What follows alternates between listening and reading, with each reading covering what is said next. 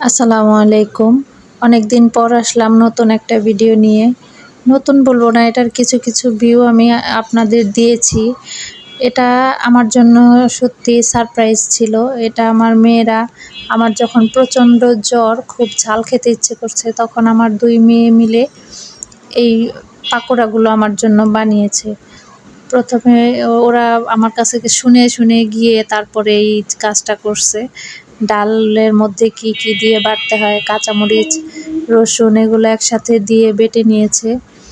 তারপরে পেঁয়াজ চপিং বোর্ডে ছোট এই মোটা মোটা করে পেঁয়াজ কেটেছে। তারপর লবণ দিয়েছে, শুকনা মরিচ দিয়েছে, হলুদ দিয়েছে। এগুলা দিয়ে তারপর আবার শুনতে গেছে যে কি দিবে। তারপরে আমি বলে দিলাম কর্নফ্লাওয়ার দিতে, কর্নফ্লাওয়ার দিছে। কর্নফ্লাওয়ার দিলে একটু মচমচা হবে, সেজন্য কর্নফ্লাওয়ারগুলো দিয়েছে।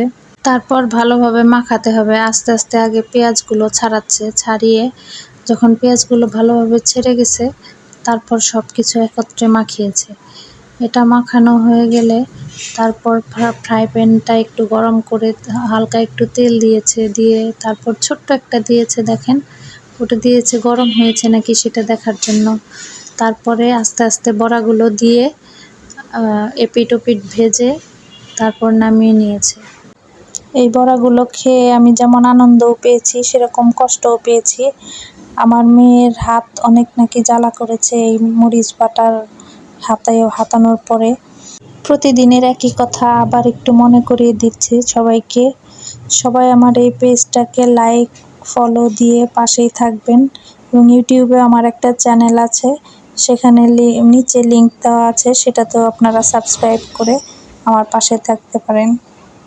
ধন্যবাদ সবাইকে।